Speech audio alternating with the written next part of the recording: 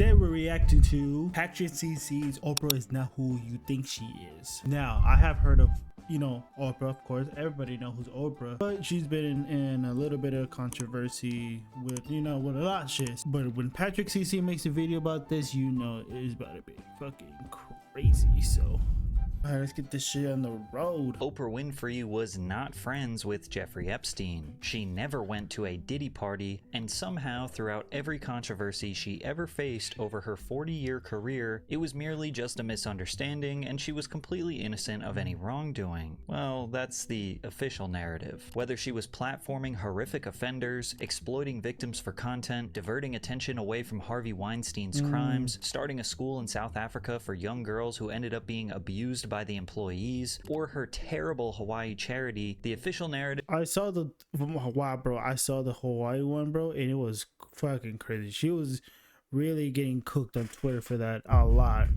Is always that Oprah was just trying to do the right thing, and unfortunately it just didn't work out. But for some reason, if you scour across the internet, you will find that so many people think the billionaire is shady, hiding something, or potentially evil, which is the polar opposite of the mainstream opinion. So I heard that there was a road where people can easily leave and escape the area where they at because there was a fire going on and everything. But I guess it was closed and they're not letting people in because Oprah owns the whole acre of land of it, and it's crazy. It was like, why are you keeping it to yourself? Why not use that to help people get out of safety? But I don't know, man. That she is a deeply empathetic woman who is extremely charitable with her money. So today we're going to deep dive into Oprah Winfrey's career and the controversies that kept getting reframed as misunderstandings, because at a certain point the pattern becomes impossible to ignore. Oprah became both the youngest person and the first black woman to anchor the news at Nashville's WTVF TV at age 19. By 1984, she relocated to Chicago to host WLS TV's morning program, AM Chicago, and this was around the time that the industry started to realize the potential Oprah had. AM Chicago became the city's #1 daytime talk show within a month, surpassing broadcasting legends like Donahue. Everybody loves Oprah. You mean me? She's fun, she's hip, she's really got her style. Say that a little louder, please. Less than a year later, AM Chicago expanded to a full hour and was rebranded. Look, I heard of her, her shows a long time ago, especially her iconic, oh, you get a car, you get a car. It was so like a meme back then. And I remember growing up just watching a little bit of her show, but not a lot, but just I just know of her as The Oprah Winfrey Show, which entered national syndication in 1986 and became television's highest rated talk show. Oprah knew how to excite a crowd or those watching at home, but she could also calm down and talk deeply and intimately about serious topics. She'd embrace the guest with her warm energy and give them her full undivided attention, like her interview with Connie Francis where she discussed surviving sexual assault. Everybody who has ever had to face it, and that's why it's so good that you're on here, because you think, I have problems? My goodness. Because you are such a superstar and have survived such traumatic things in your lives. If you could do it, then people feel like they can too. But beyond celebrities, Oprah would interview ordinary people about issues that were not widely discussed on television. One particular episode revolved around normal couples who struggled with infertility problems. Some other similar topics were women who snoop on their husbands, the complicated dynamics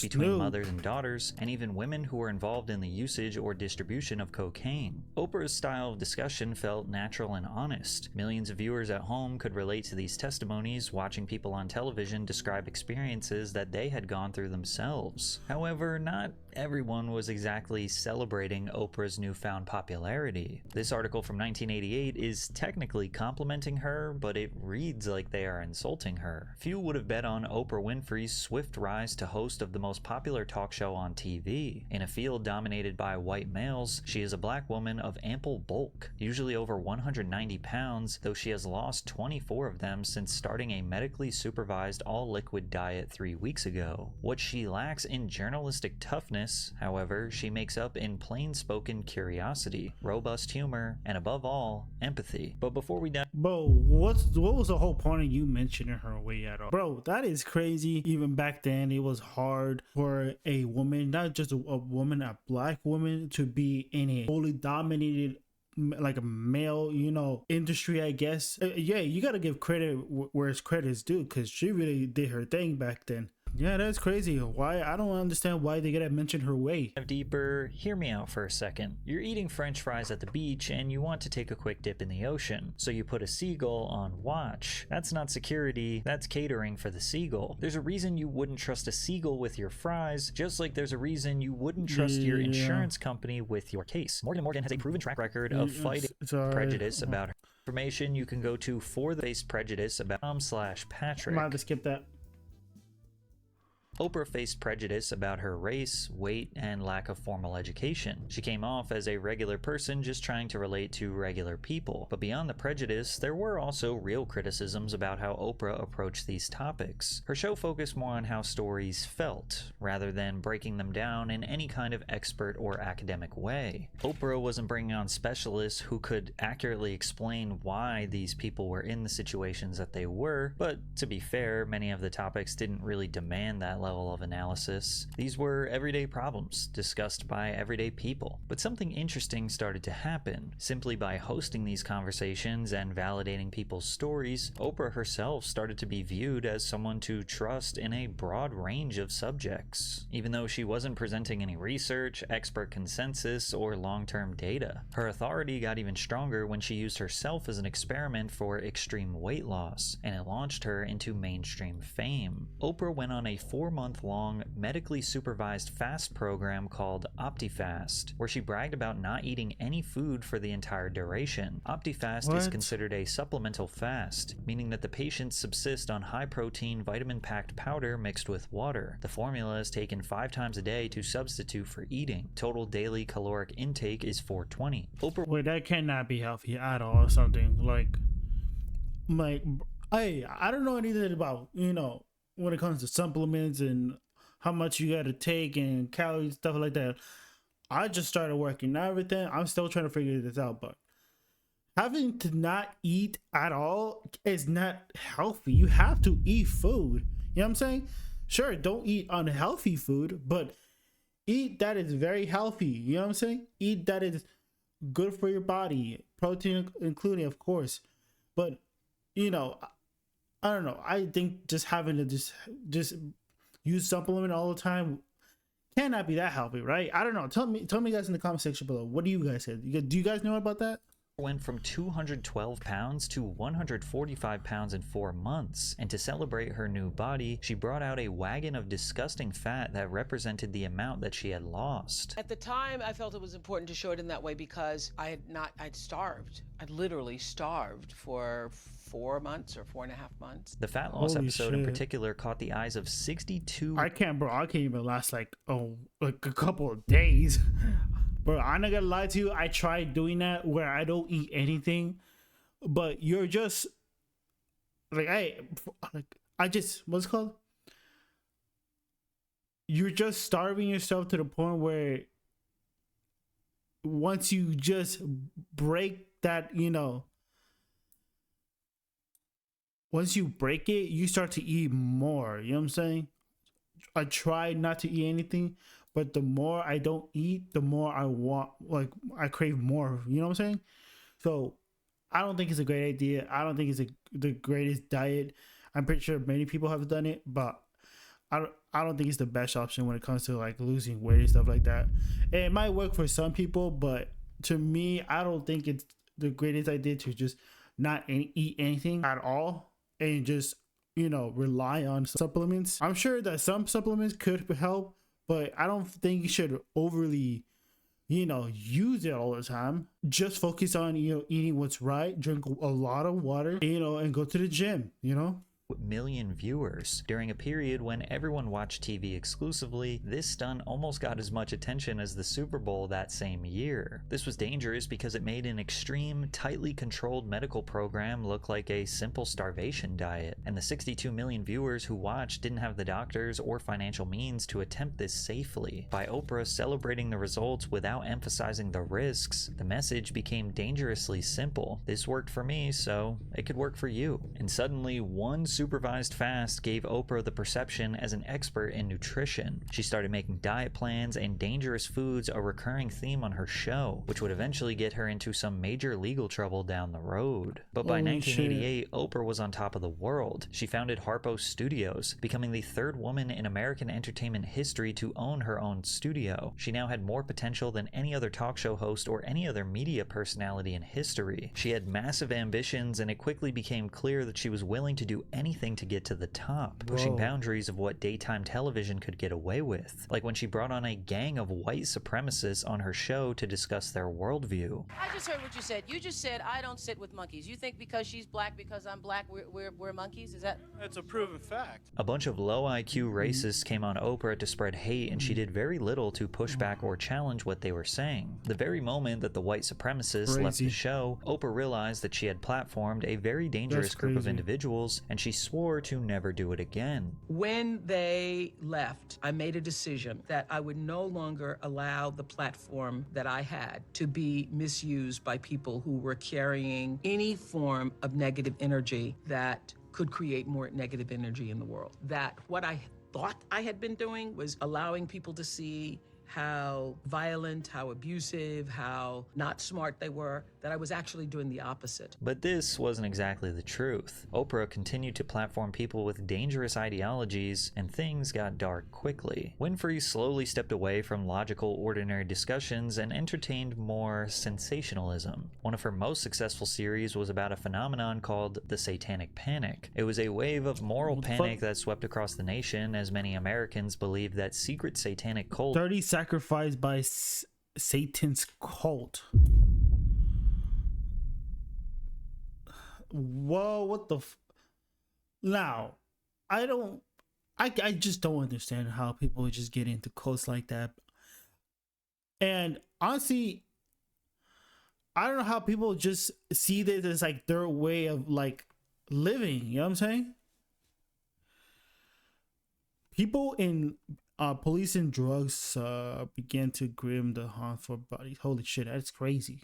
were abusing children, performing rituals, and infiltrating schools, daycares, and communities. For Oprah, it looked like she saw this as a great opportunity, regularly platforming anyone who made claims of experiencing satanic worship. My next guest was used also in worshiping the devil, participated in human sacrifice rituals, cannibalism. What kinds of things went on in the family? Babies would be sacrificed, and you would have to, Whose babies? There were people who bred babies in our family. Despite lacking verifiable evidence, stories about supernatural or dark spirits kept viewers glued to the screen. The country's strong Christian values at the time helped fuel the hysteria, and the Satanic Panic became the modern version of the Salem witch trials. Some pastors even believed threats came from movies and video games. Heavy metal and hard rock bands like Iron Maiden, Def Leppard, and Judas Priest were accused of pushing Satanism through their lyrics and dark imagery. In 1989, Michelle Smith, co-author of Michelle Remembers, appeared on the Oprah Winfrey Show alongside Laurel Rose Wilson, another publicized victim of satanic cults. Her claims appeared in the 1988 book Satan's Underground, where she detailed extreme graphic stories of supposed occult torture. However, her claims were debunked after investigators found that none of her claims of satanic ritual abuse could be verified. In her book, Wilson described being forced into cult ceremonies, but reporters discovered that the key events were impossible. She wasn't living with abusive Satanists, but in foster care. No police or medical records matched Wilson's stories, and the people she named as perpetrators had alibis or no connections to her at all. Simply put,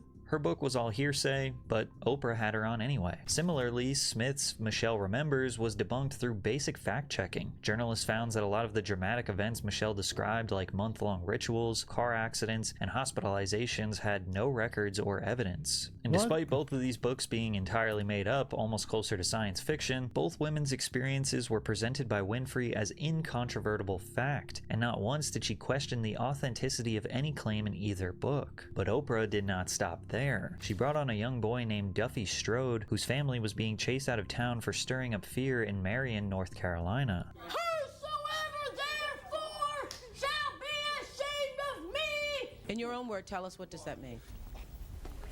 I mean, it's just what it says. While it might have made for engaging television, there was something seriously wrong about putting a very young child on stage to defend his beliefs to a crowd of angry spectators. It's pretty clear this young boy doesn't fully understand what's going on. He almost seems kind of hypnotized. And remember, this is... Yeah, he kind of does look... bro, I was just gonna say that. Bro looks hypnotized or something, bro. When it comes to, like, having people in and say some crazy stuff, I'm not gonna lie, it does bring in engagement. It brings a lot of audience in, and they have a lot of eyes watching that. The more chaotic and the more crazy that you bring in your shows, the more views, the more people see this as entertainment, and people will come back and watch more of this, and they expect even more. Like, and that's why you see, you know, Jerry Spring, right? And that was his name, right? That's why you see Jerry Springs and like having people like, you know, fighting shit and like having to chase people with the cameraman and stuff like that. That shit is funny. Not gonna lie, having to see that is pretty fucking funny. But I could be wrong, but the majority of the episodes are staged. I don't know. Correct me if I'm wrong, but I heard that like some of it are staged or something. But it does, you know, bring a lot of eyes to the show, and that's why it's so popular, because people really like to see stuff like that, very chaotic, degenerate stuff. You know what I'm saying? I don't know. It is just crazy. Pre-social media. It's not like the boy was already amplifying his voice and getting millions of views on everyone's phones around the world. Oprah gave them a national platform, and she presented herself as the voice of reason, but also refused to keep her audience calm and under control. She knew the chaos made for great TV. And yes, people were critical of Oprah at the time, but it didn't matter. She owned the show, she was the boss, and as long as the network was making money, they didn't care. By the early 90s, a genre now called trash TV was emerging. The media started moving towards more sensational stories. Jerry Springer, let's go. Bro, that shit's funny as fuck, honestly, bro. Before, I think it was after Oprah, but I remember watching a couple of Jerry Springer fucking episodes. It was pretty funny. I'm not gonna hold you on that. It is pretty funny. Or controversial topics with shows like The Jerry Springer Show, The Jenny Jones Show, and more. Hosts would bring on random people with unknown backgrounds to share their issues, like unwanted pregnancies, stolen inheritance, or damaged property. The goal always seemed to make the situation so emotionally explosive that the guests and audience members would literally start fighting each other. And I'd be lying if I said this wasn't entertaining. But the key difference was that these shows were unapologetically chaotic. The spectacle was the point, and everyone involved understood that going in. Exactly. It's like you see stuff like that and people will just watch it. They watch it and they'll enjoy it, and that's how they get the money coming in and stuff like that. And Jerry knows this, bro, and that's how he makes his money. Oprah was supposed to be facilitating meaningful discussions, but she tried to balance that fine line between sensationalism and legitimate topics, and she honestly did a great job at it. In 1990, she interviewed a murderer and bank robber in prison who had multiple personality disorder. In 1991, she brought on mothers and stepmothers to argue over who deserves what authority in the child's life. My first guest, Patty, calls her kids stepmom, the bitch.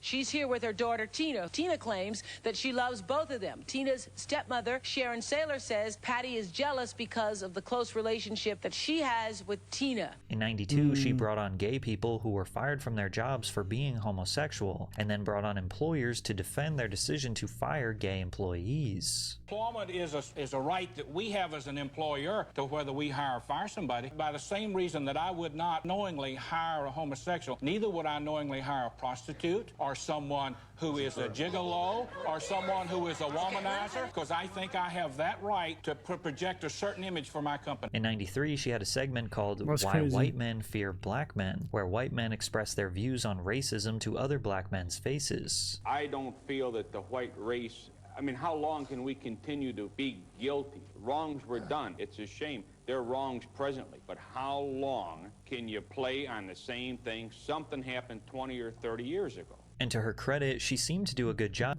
I mean, hey, the racism is not gonna end anytime soon, buddy.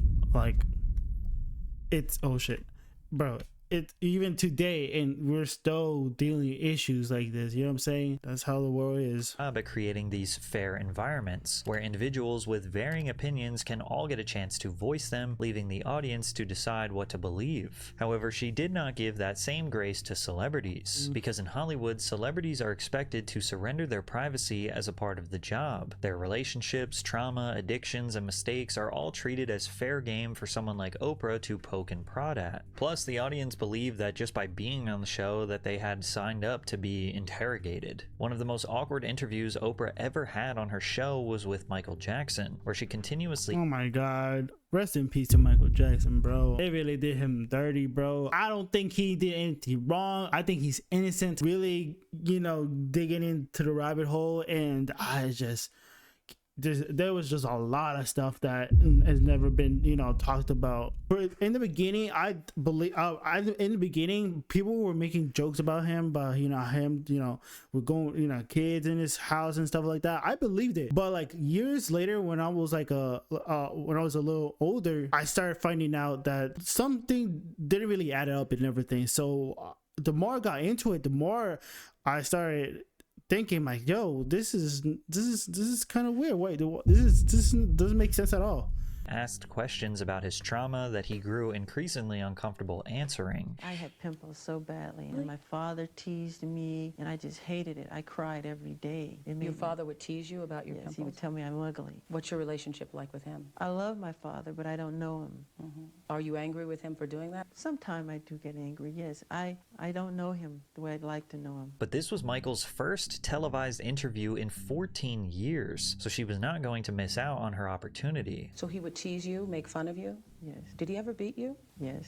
And why would he beat you? I guess maybe, I don't know if I was his golden child or whatever it was. He was very strict, very hard. And just a look would scare you. Were you scared of him? Very. There's been times when he'd come to see me and I would get sick. Really? I'd start to regurgitate. Oprah went question by question, bringing up every ridiculous rumor that was ever spread about him. From the allegations that he had bleached his skin, to plastic surgery, to his sexuality and his history with relationships. Have you ever been in love? Yeah. Mm-hmm. With Brooke Shields? Yes, and another girl. It's embarrassing for me to ask you this, but I'm going to ask you anyway. Are you a virgin? How could you ask me that question?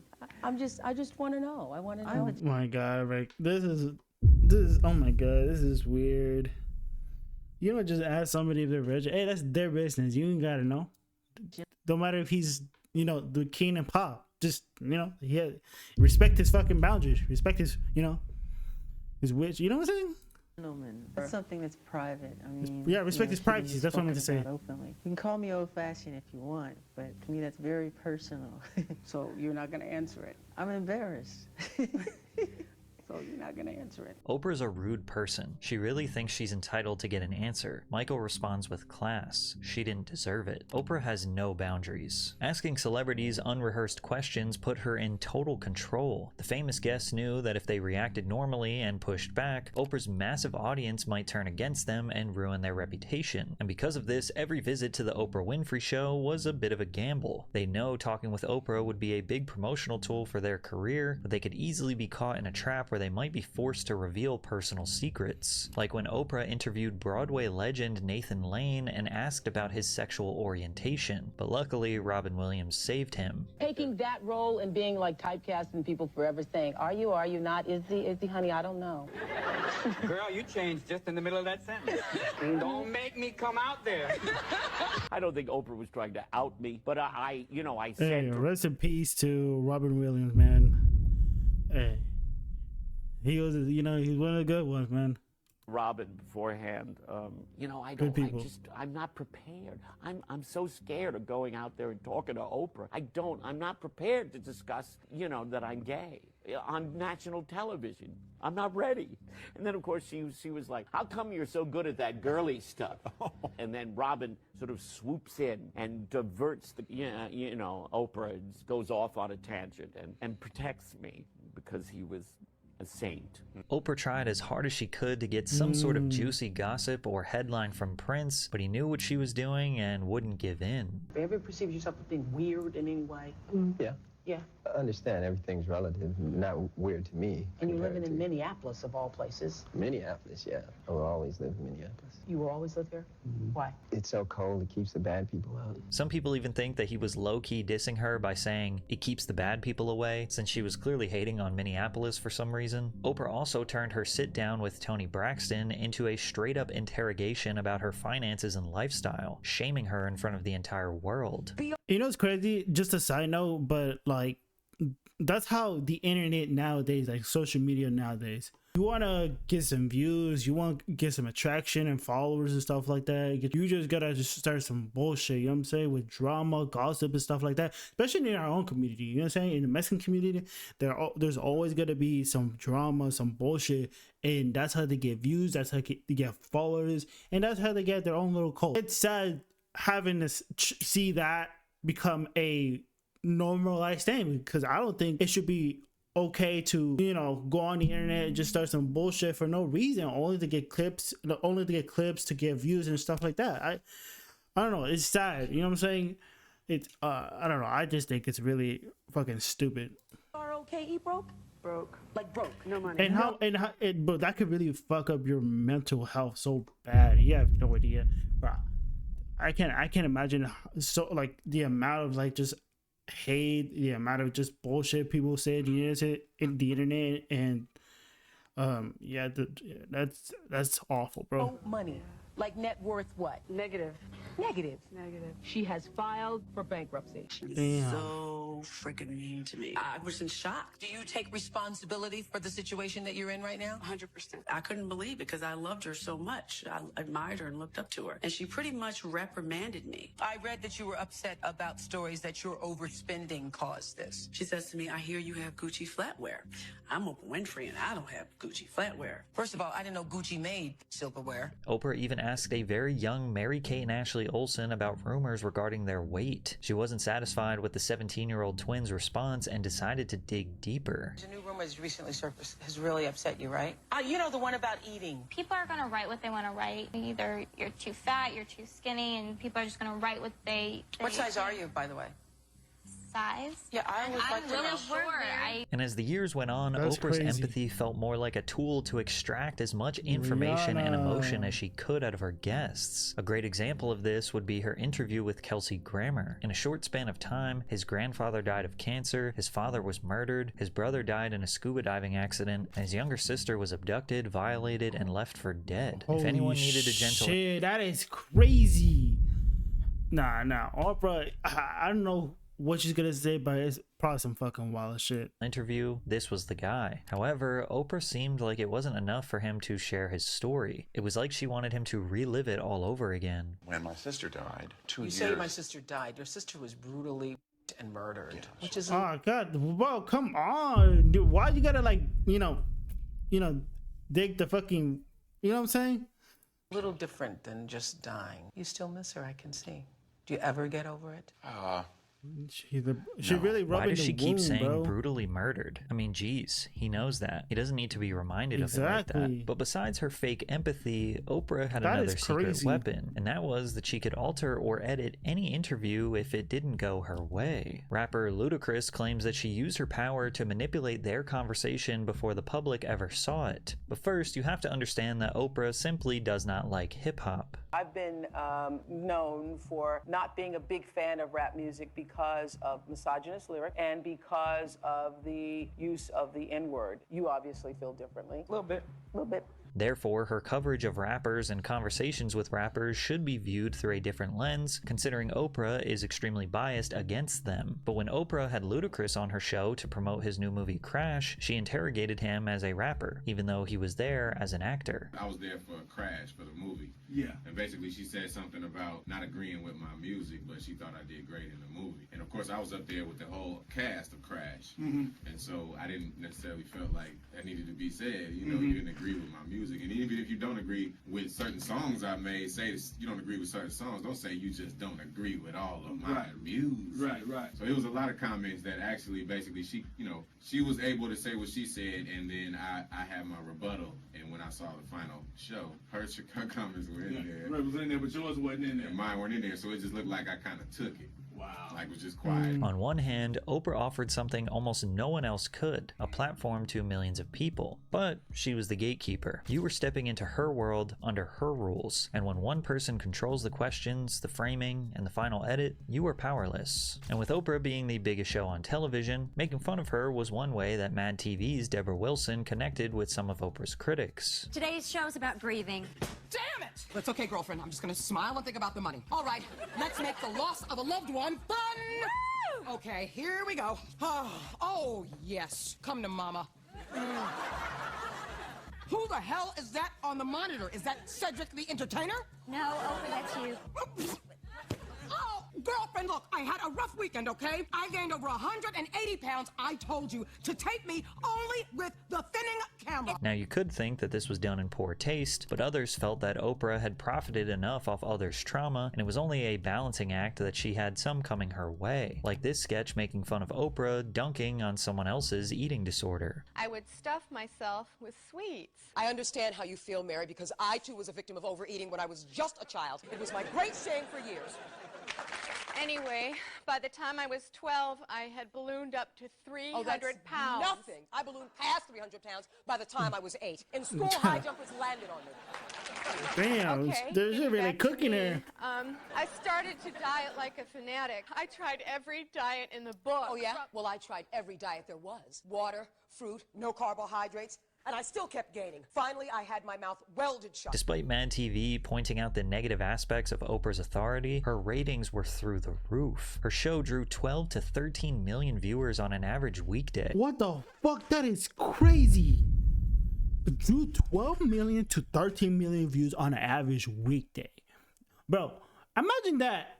But just like viewer, like, you know, when it comes, imagine just streaming, you have 13 million people watching you. That's crazy. So of course she wasn't going to change. In fact, she was doubling down because she was arguably the most powerful person in television. In 1996, Winfrey began Oprah's Book Club, an on-air club designed to get the country excited about reading. After she would promote a book, they would start selling millions of copies. In 1997, she launched Oprah's Angel Network, a charity that raised more than $80 million from her viewers around the world. Winfrey also co-founded Oxygen Media LLC with Geraldine Laybourne, someone whose name was on Jeffrey Epstein's private jet log. Oxygen was a lifestyle and entertainment programming oriented towards women. And in '98, The Onion published a piece that exaggerated Oprah's influence to an absurd degree, but only because so many people already recognized the pattern. They took fake quotes from Oprah fans that said, "What book should I read? What low-fat lemon bread recipes should I use? What made-for-TV movies should I watch to give me a sense of empowerment?" asked Pamela Kolb. In these complex times, it can be frightening to have to go 3 weeks without any guidance from a television personality, but we must remain true to Oprah's vision. Our duty is to stay focused and on full alert until new orders are issued. But this doesn't really feel like an exaggeration. Oprah had a cult-like fan base of middle-aged moms all across the world, and because of that, she needed more content to supply her growing demand of emotional shock daytime TV. Her production company was looking— Is her,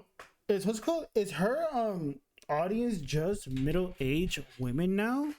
Like, is he trying to, like, you know, expand it? Maybe trying to direct that to a different audience or something? Or is she doing the same thing? What's going on? I don't keep up with Oprah and anything, but it's just like, what's her plan? Looking to introduce another half self-help, half shock value show, kind of the classier cousin to Maury or Jerry Springer, and the perfect man for that was TV psychologist Dr. Phil. Holy fuck, man. Dr. Phil is a whole different story, man. In the late 90s, Oprah was facing a massive lawsuit brought on by the Texas Beef Group. They started building a case after Oprah Winfrey aired an episode on her show called Dangerous Foods. She invited Howard Lyman, a cattle rancher turned vegetarian, onto her show to discuss controversial practices within the beef industry, including a process now banned in the US called rendering, which involves turning cow organs into feed for other cattle. She said because of this conversation, she would not eat another hamburger, and she had the type of influence where millions of people would just blindly listen to whatever she said. Beef prices went spiraling down after— I don't give a fuck. I'm gonna still eat my burger. I don't give a fuck what anybody say. You know what I'm saying? If you want to eat fucking plant-based burgers, go ahead. I'm not stopping you. I'm gonna still eat my burger. But if you introduce me to some, you know, plant-based burger, I'm gonna still eat it. You know what I'm saying? If it's good, I'll eat it. But I'm gonna still eat the beef. You know what I'm saying? I'm gonna eat the cow. I'm saying, somebody gotta eat it. If somebody offered me a burger, I'm gonna eat it. The episode, reaching a 10-year low, and the American beef industry felt that she defamed the entire industry. In the middle of her courtroom battle with Texas cattlemen, Oprah turned to Phil McGraw's trial consulting firm, Courtroom Sciences Inc. With the help of Phil, Oprah won the case and came out on top. I just want to thank everybody who supported that idea and the idea of free speech. I believe I'm one of those people who probably just took it for granted, but that will never be so again. And although this case was weak to begin with, it was a wake-up call for Oprah. For years, she had relied on empathy and personal testimony without always challenging claims or bringing in opposing experts. This lawsuit made it clear that platforming anyone with a strong opinion on national television in front of millions of people without having experts properly challenge them can have real consequences. Which is why it was perfect timing that she met Dr. Phil, because he was about to change Oprah's life forever. While people think of doctorate psychologists and therapists as helping with past trauma, Dr. Phil wasn't technically that kind of doctor. He helped prepare people like Oprah for trials, telling them how to speak and present themselves to look less guilty. He also assisted lawyers in jury selection, reading their statements and behavior before deciding whether or not to remove them from the jury. Phil earned a weekly segment on Oprah's show, because if you think about it, he was the ultimate asset to her. Dr. Phil's presence fundamentally changed how Oprah's conversations were received. For years, Oprah had been leading deep emotional discussions about family conflict, trauma, and personal responsibility, and Dr. Phil gave those same discussions a stamp of authority. Because he was introduced as an expert psychologist, his agreement with Oprah's instincts validated her. Dr. Phil reinforced the idea that Oprah wasn't just hosting these conversations, she was guiding people towards the truth. But the best part of Phil's addition to the Oprah Winfrey Show is that he also became a regular joke on Mad TV. Thank you, Oprah, for creating the Dr. Phil Show. For without it, I would truly be somewhere in Texas, sitting in a trailer, drinking excessively, and touching my private parts while watching Mexican soap operas. However, actual therapists became really concerned when McGraw's popularity led to Oprah's production company creating his very own syndicated talk show, Dr. Phil, where people with deep personal or family problems came on stage to discuss their situation in front of a live audience. When his show aired in 2002, it had the biggest debut ratings of any new talk show since Oprah Winfrey in 1986, and it would remain in the top 2 daytime talk shows for more than a decade, meaning Oprah now owned the 2 biggest daytime talk shows in the world. And what the fuck, man? Nah, she's a billionaire with that money. Oh my god, that's crazy. That's crazy. What the fuck? I thought, wait, so she owns both of the shows? So Dr. Phil don't own the fucking show?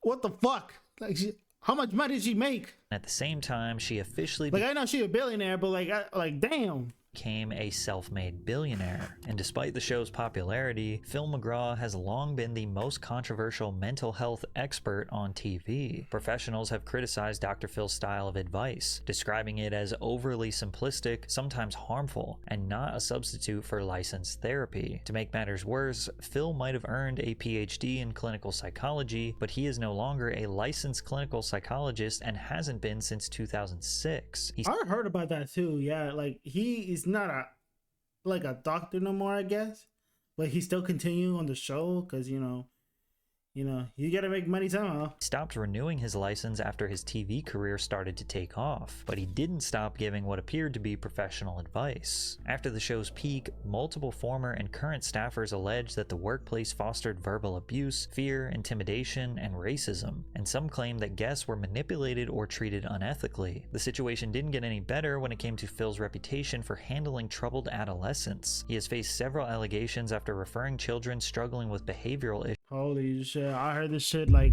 about when Bad Baby was talking about this shit. Holy fuck.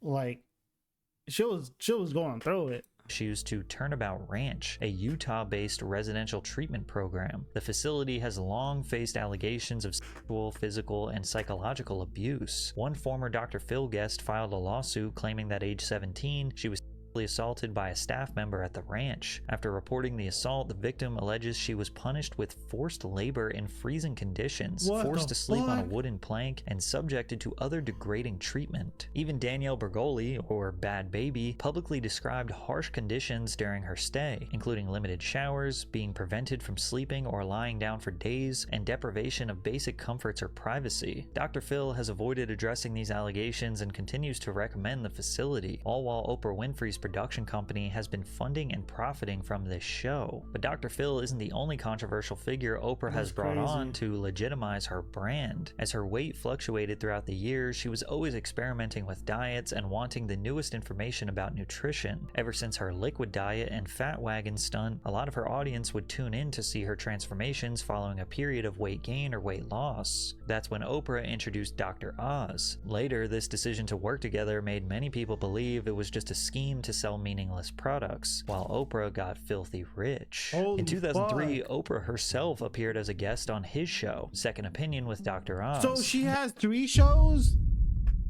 Oh my god, damn, how fucking rich is she? The two hit it off immediately, leading to Oz becoming a regular health expert on the world's most watched talk show. Just like Dr. Phil, Dr. Oz was technically an actual doctor. In fact, he actually appeared to have better credentials than Phil and a real reason for being platformed. He got his MD from the University of Pennsylvania School of Medicine in 1986. He completed a residency in general surgery and went on to become a cardiothoracic surgeon specializing in heart surgery. Over the years, he made more than 60 appearances on Oprah's show, covering topics ranging from heart disease, cholesterol, and blood pressure to preventative care. He also frequently— I'm sorry, I'm just realizing this now, but like, why do doctors like I'm sorry, I can't fucking talk, but why do you need to have a show? I mean, I guess to like help people with nutrition and stuff like that. I don't know. You know, I'll take that back. I don't even know what I'm talking about. Offered sound dietary guidance, weight management tips, and insights into the health impacts of various foods. For a lot of fans, Dr. Oz was the perfect televised physician because he explained things in a very simple and understandable way. Let's start with what should be in your refrigerator, all right? Go. Antioxidants. Antioxidants. What is an antioxidant? This apple was cut in half, and you'll notice this has turned brown, and this one hasn't because we took a little bit of lemon juice and sprinkled it on top. So the lemon was like the antioxidant to the apple? Exactly. Same thing happens to our skin, to our heart, to our eyes, all of our bodies. Oprah presented Oz to her multi-million member audience as a miracle healer, capable of saving lives with his wealth of knowledge and love of fitness. Okay, Dr. Oz, turn around here. On that wall, these are just some of the people who told us that something they heard you say on the show saved their lives. And a few of those grateful viewers wanted to be here today. So come on out, Catherine, Sandra, Brad, Karen, and Shay.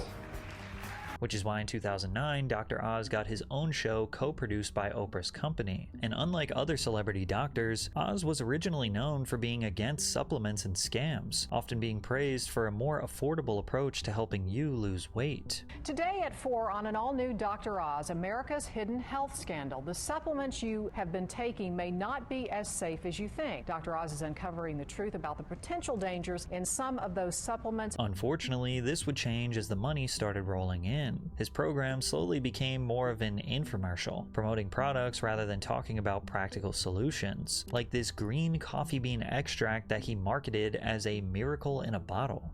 You may think magic is make-believe, but this little bean has scientists saying they found the magic weight loss cure for every body type. It's green coffee beans, and when turned into a supplement, this miracle pill can burn fat fast for anyone who wants to lose weight. But this turned out to be completely false. The study that was often cited to support green coffee beans' miracle effect was later retracted due to flawed data. Years later, a senator publicly criticized Oz for using his show to market supplements, questioning why he would label them as miracles. When you call a product a miracle and it's something you can buy and it's something that gives people false hope, I just don't understand why you need to go there. My job, I feel, on the show is to be a cheerleader for the audience. And when they don't think they have hope, when they don't think they can make it happen, I want to look for any evidence that might be supportive to them. Do you believe there's a magic weight loss cure out there? If you're selling something because it's magical, no. If you're arguing that it's going to be like magic because if you stop eating carbohydrates, you're going to lose a lot of weight, that's a truthful statement. You may not agree with the flowery use of the word magic, but it is true that most people cutting out simple carbs will lose weight. And while Dr. Oz was— So like when you say there's a magic pill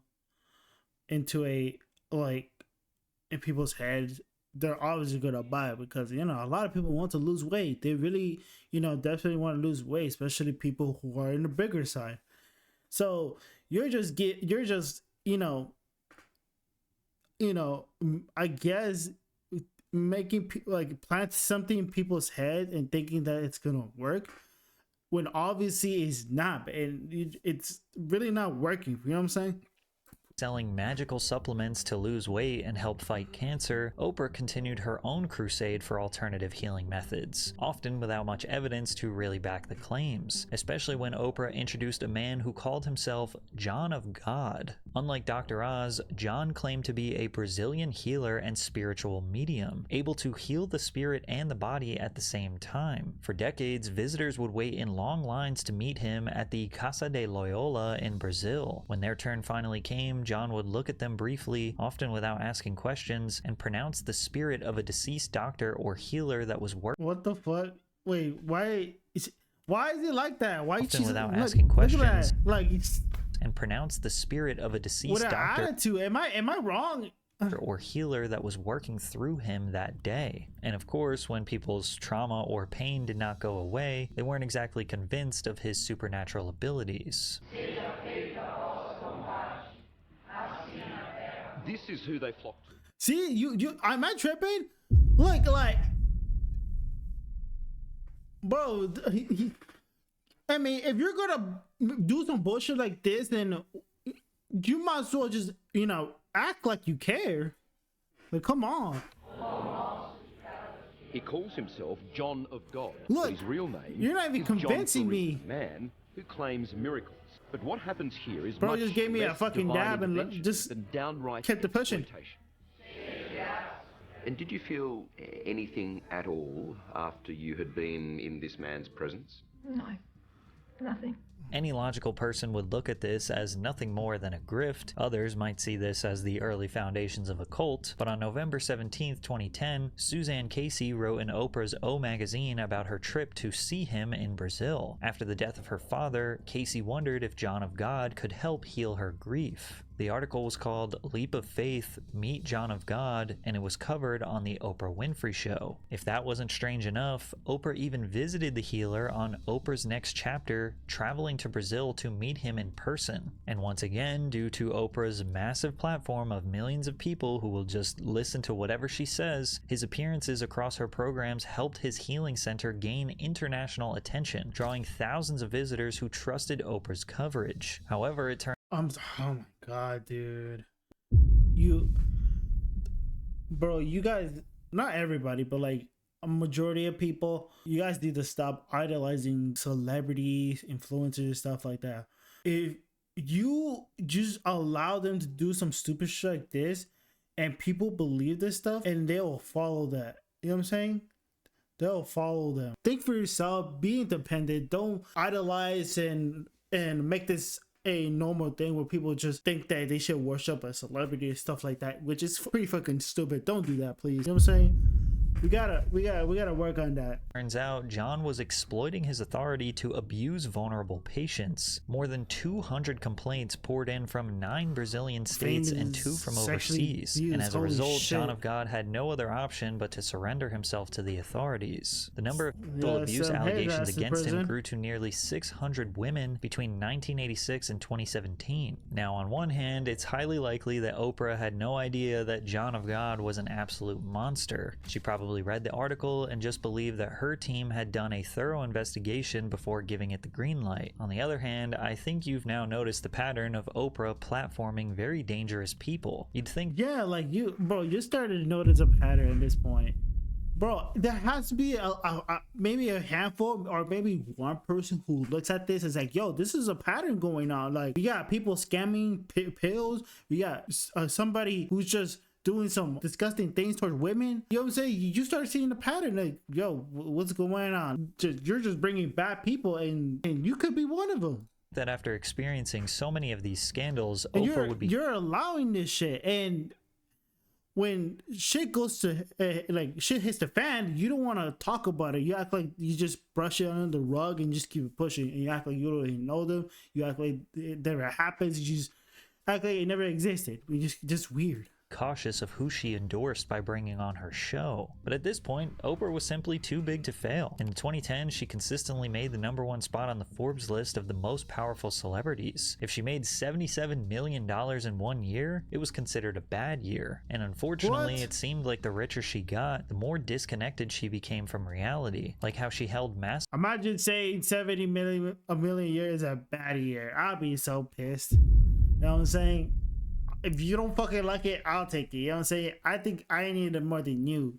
Of giveaways that ended up costing her own guests a small fortune, or how she decided to tackle poverty and education in Africa only for her program to allegedly traumatize innocent children. Part of what made the Oprah Winfrey Show so famous was its large-scale giveaways to members of the live audience, which only grew her persona as a yeah, that shit, bro. It was funny for the memes and shit. Like, you get a car, you get a car, everybody gets a car. You know what I'm saying? Like, that's funny. Kind and charitable woman. The segment was called Oprah's Favorite Things, and instead of giving away cheap electronics, Winfrey would give away home renovations, wardrobe makeovers, group therapy retreats, or scholarships that could genuinely change someone's life. And every time, the crowd absolutely lost their minds, something that was often made fun of by comedians. The most expensive gift ever given away on Oprah's Favorite Things? A DVD handycam valued at over $900!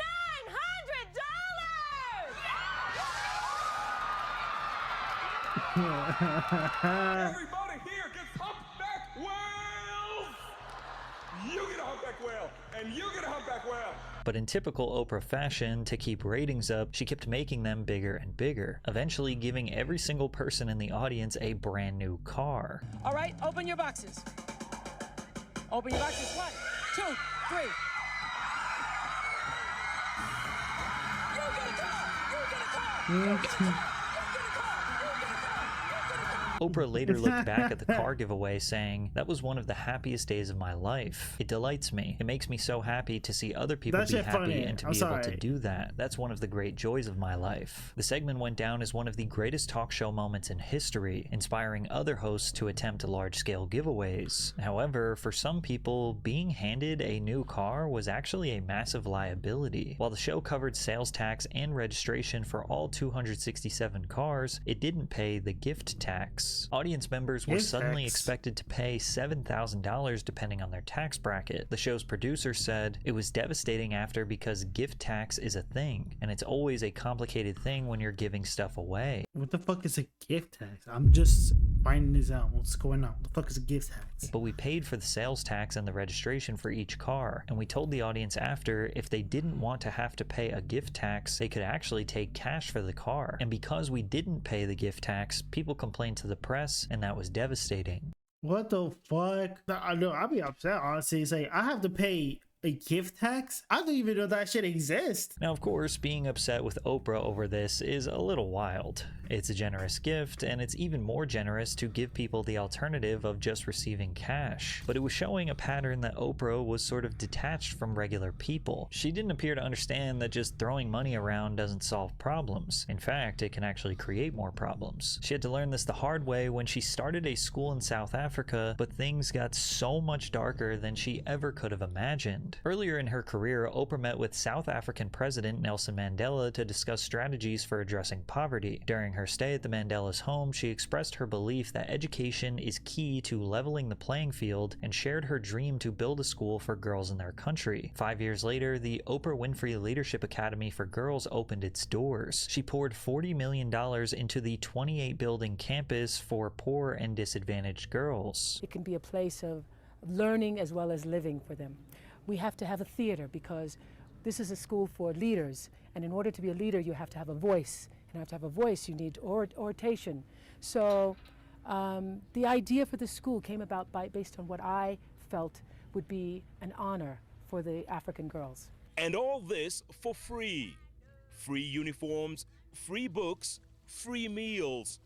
Everything is free at Oprah's school. Initially, she was criticized for being too extravagant. Critics questioned whether high thread count sheets in the dormitories, a beauty salon, 2 theaters, and a dedicated yoga studio were necessary for an institution serving girls from impoverished communities. Damn, like, she really does hide money like that, and that's crazy. However, horrific allegations between 2007 and 2010 made the situation far more serious. A dormitory employee, Virginia Macapo, was arrested on charges including assault, indecent assault, and soliciting underage girls to perform indecent acts. At least 7 victims came forward, and Winfrey was shook to her core about these horrifying statements. She flew down to South Africa immediately. Winfrey, who called herself Mama Bear, praised the girls who reported the abuse. As often is the case, child abuse, sexual abuse happens right within the confines of the people you know. I personally spoke to all the girls and encouraged them to come forward over the abuse claims. The girls are receiving counseling. I told the girls that we are going to clean out the school. There is still a lot of potential there, but Oprah may have overcorrected the problem and made the school even worse. After firing a ton of staff and implementing new rules, one parent described the school as now isolating its pupils from society, while others described it more like an abduction, where they sometimes couldn't even see their children. According to some of these parents, the school seemed like a detention camp. Witnesses stated, "We had only 2 hours to see my child. Surely this isn't a prison or an institution. The poor children are not even allowed to have any treats. Their diet is fruit, yogurt, and sandwiches." The previous week, there was a meeting for parents and guardians with the staff, and these issues were not brought up. Once again, Oprah, on her pursuit to make herself look better and extremely charitable, she completely misses the mark of what these mothers actually want. And it's ironic that she called herself Mama Bear to these girls when she really knows nothing about motherhood. She once said, "When people were pressuring me to get married and have children, I knew I was not going to be a person that ever regretted not having them, because I feel like I am a mother to the world's children." Now, being a symbolic parent is not the same as being responsible for a child's day-to-day safety and emotional well-being. Oprah— Yeah, because I don't know, I don't have a kid of my own or anything, but just like, you need to understand that you have parents that are very, very paranoid when it comes to like putting them in a, school that they're not really sure they're safe with the students, or they're not safe with the teachers and stuff like that. So it's stuff like that they're worried about all the time. They hear things and they learn about what's going on in the school. Can really scare them a lot. And as a parent, that could be, terrifying to hear. Oprah, I don't think you really don't understand what it's like to be a parent. You can't really understand that feeling. You just, come in and you just come to the school and claim yourself as like a mama bear and stuff like that, thinking everything's gonna be all right, when throwing money is the only solution you can think of, when the real problem should be going on within the school and with the teachers and stuff like that. That needs to be discussed. You know what I'm saying? Viewed her school as protection and opportunity, and actual mothers viewed it as isolation and control, something that Oprah would have seen if she was an actual parent with a child of her own. Oprah later acknowledged that she might have underestimated the psychological impact of a strict boarding school. "I have made several mistakes, and one of them was being overprotective of the girls, which has led to an impression that the school is isolating them from society. But again, this isn't really an apology. She's just being overprotective because she cares so much." But things were about to get so much worse. The alleged assailant, Virginia Macapo, was formally acquitted of all 14 charges. The magistrate ruled that the testimony from the alleged victims was contradictory and lacked corroboration. Macapo declined to say whether she would forgive Winfrey and the staff of the academy. Oprah responded, "I am profoundly disappointed at the outcome of the trial. I will forever be proud of the 9 girls who testified with the courage and conviction to be heard. There was no justice for the young girls who were assaulted at Oprah's school." Now, if you do a little bit of searching beyond the mainstream news, you will find countless accusations that there are missing children from Oprah's South African school. People have long been trying to connect Oprah's school with Jeffrey Epstein. However, there are no reports of missing children, nor are there any records of her visiting his island. However, her former business partner, Geraldine Laybourne, that they co-founded Oxygen Media together, was found on Epstein's private jet log. And you'll notice that Oprah always has this at the scene of the crime nature to her. She was friendly with Harvey Weinstein, Bill Cosby, Diddy, had a school in South Africa where young children were assaulted, plus all of these controversies that we have mentioned before, yet she... That's a little suspicious. You know what I'm saying? It's starting to, starting to look like a pattern. You know what I'm saying? She always came out squeaky clean. It was always just a misunderstanding, and she was just too... Yes, exactly. It's just always a misunderstanding, or, it's just bad timing, and somehow she always ends up with bad people. And and she's always, always innocent, always quick, clean, like nothing she did it's wrong. You know what I'm saying? It could be a little suspicious. I'm not gonna lie. Pathetic or too overprotective and just wanted to do the right thing. Now, a more simple explanation is that this pattern has more to do with her proximity to power. When you're one of the most famous and influential people in the world, the circle you move in is overwhelmingly made up of other wealthy, powerful figures. Being photographed with or professionally connected to people like Harvey Weinstein, Bill Cosby, or Diddy may simply reflect the reality of Hollywood and billionaire class networking, which is why Oprah had to set the record straight that she never went to a Diddy party. I have never been near a Puff party. Never been near. And anybody who knows me knows if there is a party, I'm the first one out. Right. I'm the first one out. But people love salacious stories. But she was not as clear when it came to denouncing the horrible crimes of Harvey Weinstein. Harvey was a film producer and one of the most powerful men in Hollywood. Beginning in the 1990s and continuing for years, multiple women later testified that Weinstein used his power to coerce sexual encounters, threaten professional retaliation, and sabotage careers when advances were rejected. When those allegations finally became public in 2017, reporting revealed that Weinstein had paid settlements to silence accusers, used private investigators to intimidate women and journalists, and relied on legal agreements to keep victims quiet. More than 80 women accused Harvey Weinstein of sexual harassment. 6 women testified, and he was found guilty of third-degree rape and a first-degree criminal sex act. He was sentenced to 23 years in prison in 2020. But when Oprah was confronted publicly about Weinstein's actions, she steered the conversation away from him, which was seen by many as... Wait, didn't she try to defend him or something? That is crazy. I heard some shit like that. Like she was defending him for some reason. For protecting Harvey. And if we make this just about Harvey Weinstein, then we will have lost this moment. I think this is a moment where no matter what business you work in, there have been women who not only had the disease to please, that's a part of it, but who felt that in order to keep my job, in order to keep my position, in order to keep moving forward, I've got to smile, I've got to look the other way, I got to pretend he didn't say that, I got to pretend he didn't touch me. I think those days are about to be over. Are over. Stop pretending you didn't know. You all knew. World. Harvey looks guilty. Oprah. Let's focus on the late Michael Jackson instead. Oprah Winfrey had spent decades positioning herself as someone unafraid to ask hard questions, even when they made guests uncomfortable. So when the questions finally pointed back at her circle, her response looked strategic. She was close enough to Weinstein that she was photographed kissing him on the cheek. Are we really to believe that she had no idea what he was doing to obtain that power? Maybe he gave her some tips and tricks of the trade. Oprah has slowly become... So like with so much money and so much power, it's hard to kind of believe you're innocent because with the amount of connection that you have, especially with bad people, it's like you're in a position where like you can just get away with everything because you have money, your connections, you got power. People view you as this kind of like this villain or this somebody you're associated with terrible, crime. You know what I'm saying? It makes you look bad. It's terrible. Another corrupt American billionaire in the eyes of the public. The empathy that once made her famous has started to come into question. It seems like every time Oprah Winfrey tries to share her money and power with the public, a story will follow exposing her as an opportunist, cosplaying as empathetic just to get everything she ever wanted, especially when it came to her response to the natural disaster in Maui, Hawaii. Yeah, instead of bro. looking like a generous helping hand, she the was public getting cooked, bro. She was getting cooked on Twitter for this. And I don't know what the fuck happened to Rock, but like she was fucking getting the most.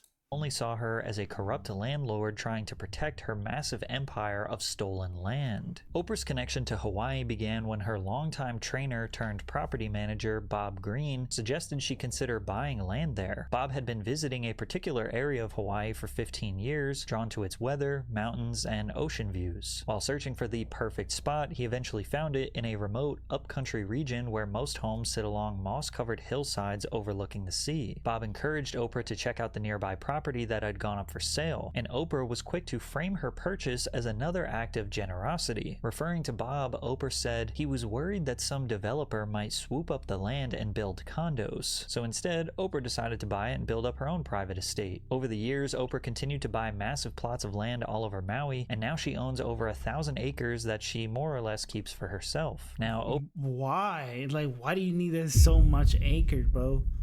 For what?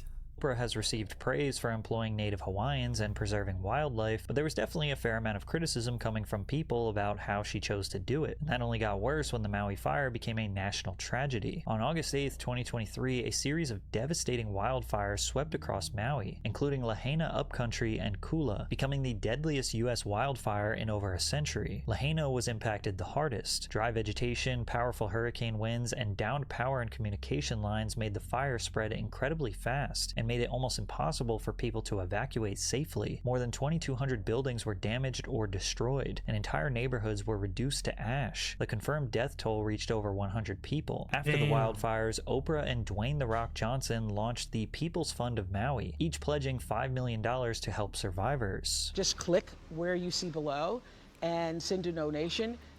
Yeah, okay, I was just about to say this. As a billionaire,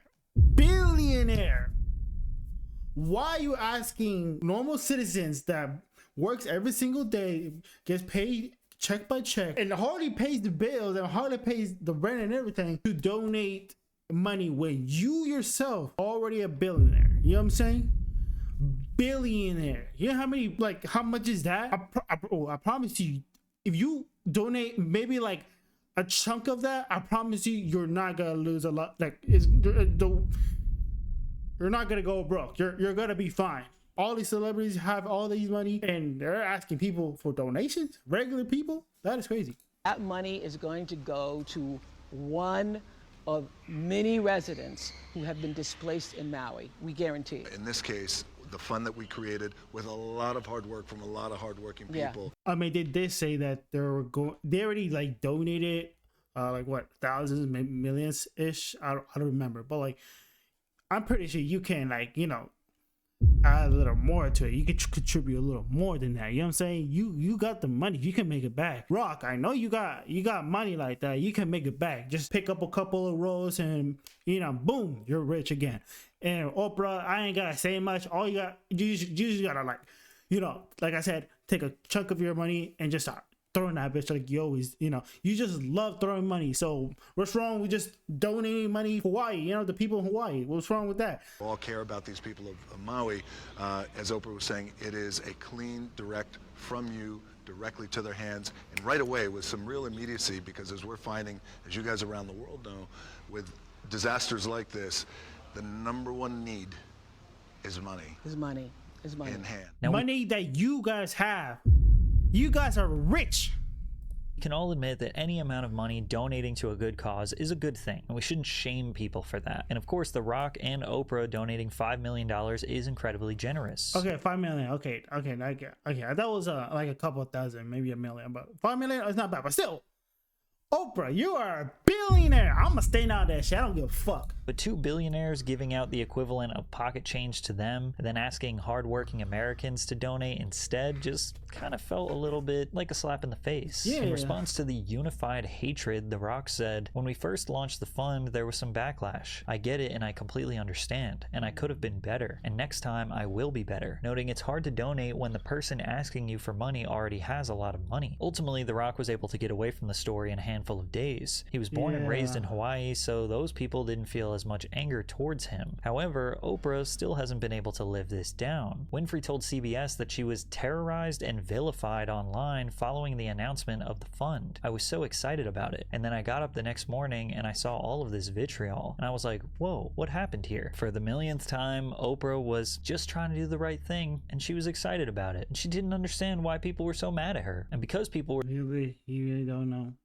so mad, a handful of conspiracy theories began to spread, alleging that she failed to help the innocents from escaping the chaos on the island. One of the most widespread conspiracies was that she had a secret road that she closed off when the fire spread, even though it technically belonged to another ranch. Additionally, after disasters like this, a very specific conspiracy almost always follows, that wildfires are land grab opportunities for the rich. Once an area is devastated, longtime residents are financially ruined, insurance battles drag on, and rebuilding becomes impossible. Property values crash, and that's when the wealthy outsiders quietly swoop in to buy the land at a fraction of its former. Oh my god, there's a theory about that shit, bro. Like somebody purposely like start a fire and damage like a lot of these properties and stuff like that, only to, you know, buy the, you know, the property. Bro, I can see that could be a possibility, but hey, it's just a theory. We don't know. We're just assumptions. We're not gonna touch that. You know what I'm saying? Cost. To people already angry and grieving, it starts to feel less like recovery and more like a reset designed for the rich. What makes people suspicious about Oprah Winfrey isn't a single accusation. It's a pattern of power, being surrounded by countless controversies, yet somehow never being seen as at fault. For decades, Oprah didn't just participate in media, she controlled it. She owned her voice, her distribution. And if you were on her show, she also owned your voice. There was never a gatekeeper she had to answer to, because she was the gatekeeper. If a controversy surfaced, Oprah didn't wait for the narrative to form. She got in front of it, softened it, and reframed it on her own terms. Now, to her credit, she did teach millions of people how to talk about pain, healing, and growth, but that also became her secret weapon. Her own failures didn't result in accountability. They were just life lessons that she had to go through. Not to mention, she benefited from it every time, platforming countless con artists, a boost in ratings, promoting a dangerous or unproven diet trend, a best-selling book, and more cultural influence. Good friends with Hollywood predators, never asked what she knew about them, and is seen as empathetic for shifting focus on victims. Buys up 1,000 acres in Hawaii, pricing out natives right before a natural disaster, seen as a savior for launching a charity with other people's money. Those victims were just a part of God's plan for Oprah. She was just trying to do the right thing, and her audience believed her every time. And now, she's worth nearly $3 billion. Not because she avoided mistakes, but because she never... Holy fuck, 3 billion, bro. I promise you, if you give out 1 billion to sit, bro, 1 billion can literally help a lot of people right now. Never lost control of the story. And I'm pretty sure that somebody out there is gonna say, oh, that's not how money works. I don't really give a fuck, because that's a lot of money. If you have money sitting there, just, you know what I'm saying, bro, you can just literally help the people in Hawaii, and instead of just having the people, hardworking people, to donate money when they ain't got shit in their bank account, when you do, that's crazy. Around them. And like so many people who reach that level of power, we don't need discernible proof that they are bad people. We just can't trust anything that they say. Kind of like Ellen DeGeneres, who is a lovable and that's a different story to tell for another day. Talk show host for 3 decades, but once she lost control of her narrative, the cracks in her facade began to show. But if you want to hear more about that, check out this video. Alright then, that's the end of the video. Crazy how billionaires are asking hardworking people to donate when they got $1 million in their bank account. 3 times already, but I feel like it's crazy to me. But yeah, W video, Patrick CC. I'll leave the original video in the description below so you can see it for yourself, and make sure to like, comment, and subscribe to the channel, please. I'm trying to get to 1K. You know what I'm saying? We're trying to reach our goal. We're trying to, you know, build the audience. We're trying to build a community, so please help me out if you guys can, you know, possibly can. It'll be great. That's all I gotta say. See you guys in the next video, and yeah, ciao.